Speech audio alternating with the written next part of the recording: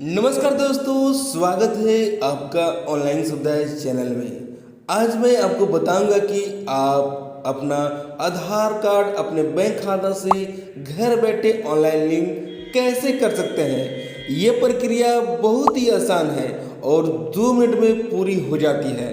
साथियों, आधार को बैंक खाता से लिंक करना इसलिए ज़रूरी है ताकि आपको सरकारी सब्सिडी जैसे में एलपीजी गैस, पीएम किसान, मैया समान योजना या नरेगा या किसी भी सरकारी योजना का बेनिफिट आपके डीबीटी के जरिए बेनिफिट आपको मिलना प्रारंभ हो जाती है। साथियों, आधार कार्ड से बैंक खाता को लिंक करना इसलिए ज़रूरी है जो भी सरकारी योजना का पैसा होता है वह पैसा आपके डीबीटी के जरिए यानी डायरेक्ट बेनिफिट ट्रांसफ़र के जरिए सीधे आपके बैंक खाता में मिलना प्रारंभ हो जाती है। यह प्रक्रिया आप अपने घर बैठे अपने मोबाइल के माध्यम से कर सकते हैं, जो कि साथियों इस वीडियो में कंप्लीट जानकारी आपके साथ हम बताने वाले हैं कि कैसे आप अपने घर बैठे अपने मोबाइल के माध्यम से कर सकते हैं। उसके लिए आपको गूगल सर्च बार में लिखना होगा npci.org.in। साथियों, ये साइट का लिंक हम अपने डिस्क्रिप्शन बॉक्स में डाल देंगे, आप वहाँ से इजली तरीक़ा से पहुँच सकते हैं। उसके बाद साथियों इस तरह का यहाँ पे इंटरफेस खुल जाता है। तो आपको साथियों यहाँ पे कंज्यूमर वाले ऑप्शन पे आ जानी होगी, जो कि आप यहाँ पे देख सकते हैं। इस वाले बटन पर क्लिक करने के बाद आपको इस तरह का यहाँ पे इंटरफेस खुल जाता है। उसके बाद आपको यहाँ पे आधार सीडिंग इनेबल VASC, जो कि भारत आधार इनेबल सिस्टम के माध्यम से आप अपने आधार कार्ड के साथ अपने डीबीटी को चालू कर सकते हैं। तो आधार बैंक अकाउंट सीडिंग को इनेबल करने के लिए या किसी बैंक में ट्रांसफ़र करने के लिए इस वाले बटन पर क्लिक कर देनी होगी। क्लिक करने के बाद आपको पेज यहाँ पे लोडिंग हो रहा है। इस प्रकार का यहाँ पे इंटरफेस खुल जाता है। तो साथियों, आपको यहाँ पे सबसे पहले सेशन एक्सपायर का समय को ध्यान देना होगा कि इस साइट पर आप 8 मिनट से ज़्यादा यहाँ पे नहीं रुक सकते हैं। 8 मिनट के बाद ऑटोमेटिक आपका साइट यहाँ पे ब्लॉक हो जाता है।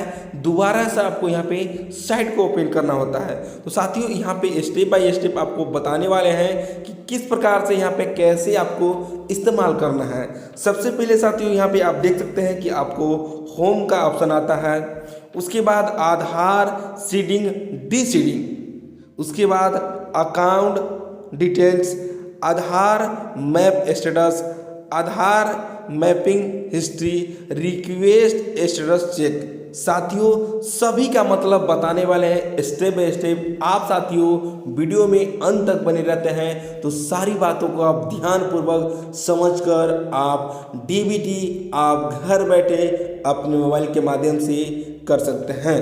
साथियों, सबसे पहले होम वाले पे आने के बाद आपको इस तरह का इंटरफेस खुल जाता है। उसके बाद साथियों यहाँ पे आप देख सकते हैं कि आधार सीडिंग डीसीडिंग, इसका मतलब होता है यहाँ से आप अपने आधार कार्ड में सीड कर सकते हैं। जैसे आप डीबीटी को चालू कर सकते हैं, बंद कर सकते हैं, यहाँ से ये दोनों काम कर सकते हैं।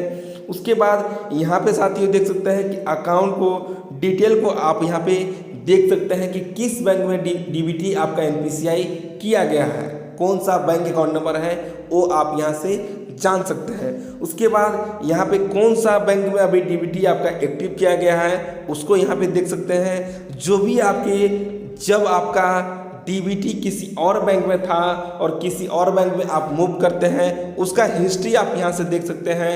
अगर साथियों प्रेजेंट में आप डीबीटी कराए होंगे उसका रिक्वेस्ट आप यहाँ से चेक कर सकते हैं। तो साथियों, आपको यहाँ पे कुछ नहीं करना है, केवल आपको डीबीटी को चेक करने के लिए आपको सबसे पहले आधार मैप स्टेटस वाले बटन पर क्लिक कर देना होगा।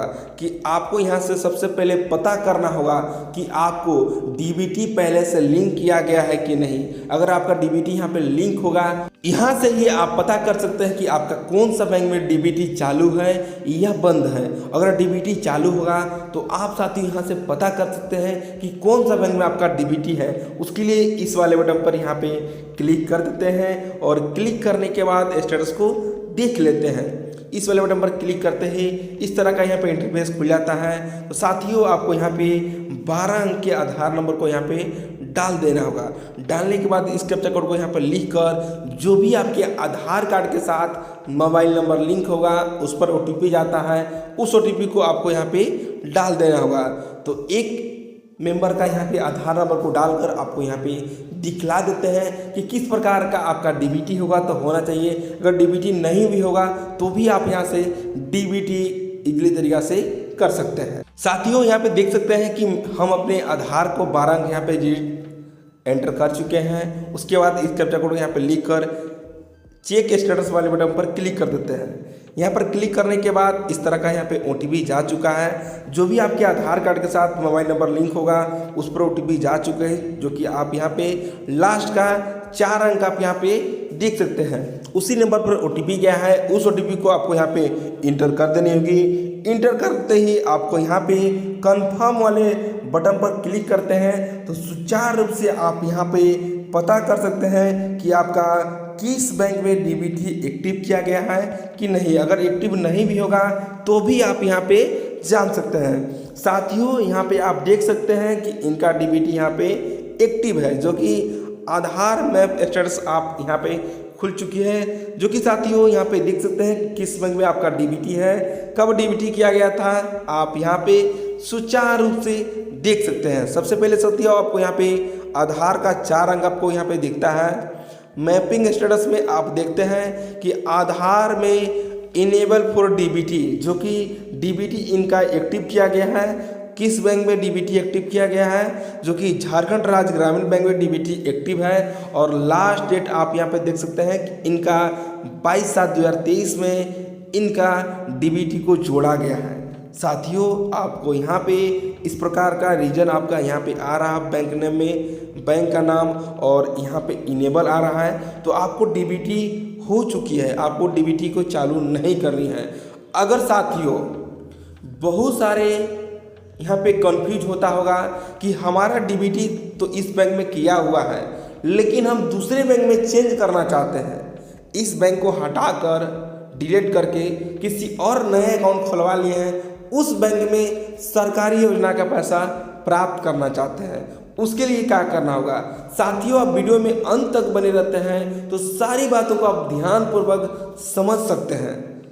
जो भी मेंबर का अगर अकाउंट को चेंज करना है, साथियों जो भी मेंबर का यहाँ पे अकाउंट नंबर को चेंज करना है कि नहीं, हमें दूसरा बैंक अकाउंट को इसमें ऐड करना है, उसके लिए साथियों आपको क्या करना होगा, आपको यहाँ पे बैक आ जानी होगी। बैक आ जाने के बाद दोबारा से आपको इस वाले ऑप्शन पे आना होगा। चेक करने के लिए आपको यहाँ पे आना होगा। अगर आपको दूसरी बैंक में करना होगा, सीट करना होगा, जैसे आप किसी बैंक में डीबीटी करा चुके हैं, पहले से आपका डीबीटी है और उसे ट्रांसफ़र करके दूसरे बैंक में लाना चाहते हैं, उसके लिए आधार सीडिंग डीसीडिंग वाले बटन पर क्लिक करना होगा। या साथियों जिनका भी किसी बैंक में डीबीटी नहीं भी चालू है उसके लिए भी यहाँ से ही आपका होगा। तो साथियों जिनका भी डीबीटी को किसी बैंक में ट्रांसफ़र करना चाहते हैं किसी और बैंक में, उसके लिए यहाँ पे आधार नंबर को डालना होगा। उसके बाद सीडिंग वाले बटन पर क्लिक कर देना होगा। तो यहाँ पे आधार नंबर को एंटर कर देते हैं। आधार नंबर को एंटर करने के बाद सीट वाले बटन पर क्लिक कर देते हैं। उसके बाद यहाँ पे साथियों पहले से जो बैंक में है उस बैंक को छोड़कर किसी और बैंक में आपको डीबीटी को चालू करना चाहते हैं, सीट करना चाहते हैं, उस बैंक का नाम को यहाँ पे सर्च कर लेने होगी, जो भी आपका बैंक होगा। जैसे में साथियों बहुत सारे का स्टेट बैंक है तो यहाँ पे स्टेट बैंक को सिलेक्ट कर लेते हैं और स्टेट बैंक को सिलेक्ट करने के बाद आपको आगे का प्रोसेस बताने वाले हैं कि कैसे आपको यहाँ पे ध्यान देना है। सबसे पहले साथियों यहाँ पे ही समझ लेना है कि अगर आपका किसी बैंक में डीबीटी चालू नहीं है और आप फ्रेश डीबीटी करना चाहते हैं, उसके लिए फर्स्ट वाले बटन पर क्लिक करना होगा। साथियों, अगर आपका डीबीटी किसी बैंक में नहीं है, उसके लिए आपको यहाँ पे फ्रेश वाले बटन पर क्लिक करना होगा। अगर साथियों आपका डीबीटी पहले से चालू है किसी बैंक में और किसी और बैंक में ट्रांसफ़र करना चाहते हैं, साथियों यहाँ पे सेशन एक्सपायर हो गया, दोबारा से इस साइट को ओपन कर लेते हैं। तो साथियों, अगर आपके किसी और बैंक में डीबीटी चालू है और उस बैंक को हटाकर किसी और बैंक में डीबीटी को चालू करना चाहते हैं, उसके लिए आपको movement from one bank to other bank इस वाले ऑप्शन पर क्लिक करना होगा। मेरा मतलब यह है साथियों, अगर आपका किसी और बैंक में, मान लीजिए कि सेंट्रल बैंक में पहले से आपका डीबीटी किया हुआ है और आप स्टेट बैंक में डीबीटी को चालू करना चाहते हैं उस बैंक को हटाकर, उसके लिए आपको नीचे वाले ऑप्शन पर क्लिक करना होगा, movement from one bank to other bank वाले ऑप्शन पर क्लिक करना होगा। अगर साथियों, अगर आपका स्टेट बैंक का खाता है और 2 अकाउंट है और एक अकाउंट में डीबीटी पहले से चालू है और दूसरा भी एसबीआई के स्टेट बैंक अकाउंट है और उसमें आपको चालू करना है, इसको आपको बंद करना है, उसके लिए आपको सेम अकाउंट को चेंज करने के लिए movement same bank with the other account इस वाले बटन पर क्लिक करना होगा। साथियों, दोबारा से यहाँ पे आपको हम समझाने का कोशिश करते हैं। अगर आपका किसी बैंक में डीबीटी चालू नहीं है, उसके लिए आपको फ्रेश वाले बटन पर क्लिक करना होगा। अगर किसी और बैंक में डीबीटी चालू है और किसी और बैंक में डीबीटी को चालू करना चाहते हैं, उसके लिए नीचे वाले बटन पर क्लिक करना होगा। अगर जिस बैंक में अकाउंट है उसी बैंक में दो अकाउंट है और उस बैंक को हटाकर किसी और अकाउंट को नंबर को डीबीटी को चालू करना चाहते हैं, उसके लिए आपको बीच वाले ऑप्शन पर क्लिक करना होगा, जो कि same account with the other account number. साथियों, इस प्रकार से आप डीबीटी को चालू कर सकते हैं, चेंज कर सकते हैं, बंद कर सकते हैं, सुधार कर सकते हैं। साथियों, डीबीटी यानी डायरेक्ट बेनिफिट ट्रांसफ़र के माध्यम से किसी भी सरकारी योजना का पैसा आपके डीबीटी के जरिए प्राप्त होती है। तो साथियों, किसी प्रकार का आपका त्रुटि है या कंफ्यूज है या आपको समझ में नहीं आ पा रहा है, तो हमारे कमेंट बॉक्स में जाकर कमेंट करके हमसे पूछ सकते हैं। कमेंट का रिप्लाई जल्द देने का प्रयास करते हैं। तो फिर मिलते हैं एक नए वीडियो के साथ, तब तक के लिए जय हिंद, वंदे मातरम।